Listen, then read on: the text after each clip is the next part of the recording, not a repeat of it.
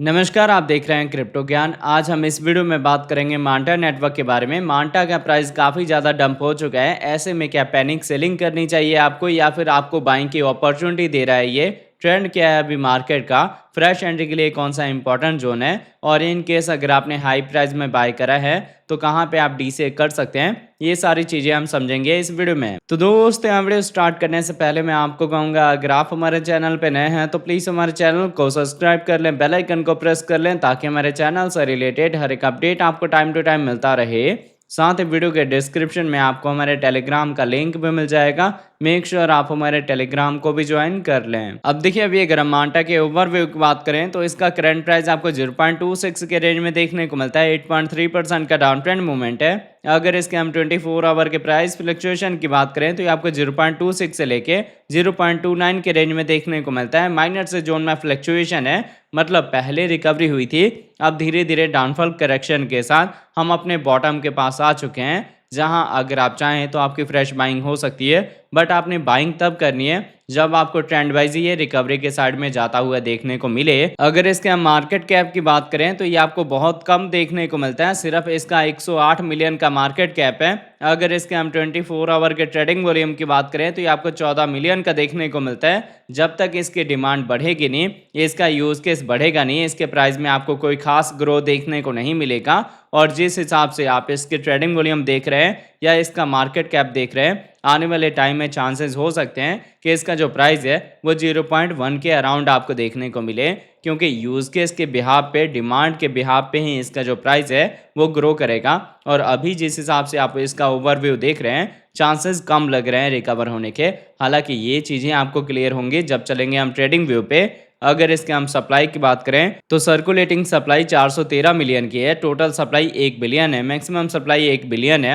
अब टोटल और maximum supply fix होने की वजह से इससे ज़्यादा मार्केट में सप्लाई आएगी नहीं। तो अगर इसके डिमांड बढ़ने के चांसेस होते हैं तो इसके प्राइस में आपको रिकवरी देखने को मिल सकती है। अगर इसके हम इन्फो की बात करें तो इसकी इन्फो में आपको इसकी वेबसाइट मिल जाएगी, जहां विजिट करके आप इसके फंडामेंटल के बारे में रीड आउट कर सकते हैं। इसकी कम्युनिटी में आप इसके ट्विटर हैंडल, डिस्कॉर्ड को ज्वाइन कर सकते हैं फर्दर अपडेट के लिए। अगर आप इसके फंक्शन को जानना चाहते हैं या फ्यूचर में क्या क्या इसके कितने प्रोजेक्ट आ सकते हैं या कितने टोकन इसके रिलीज होने वाले हैं, कब कब रिलीज होने वाले हैं, ये सारी इन्फॉर्मेशन आपको इसके अबाउट में मिल जाएगी।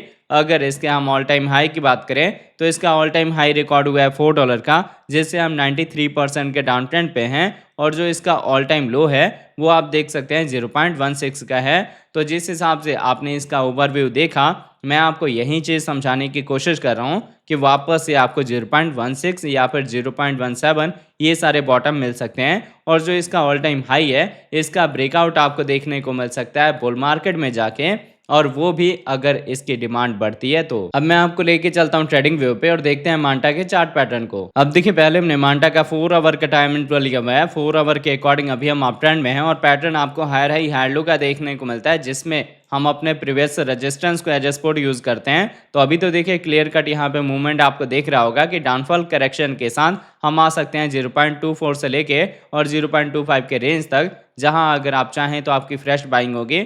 बट इन केस अगर हम इसको ब्रेक कर देते हैं तो बुल मार्केट यहीं पे एंड हो जाएगा, हम डाउन ट्रेंड में आ जाएंगे। और उसके बाद से आपको डीसी का जोन मिलेगा, जो कि जोन होगा 0.16 से लेके और 0.17 का।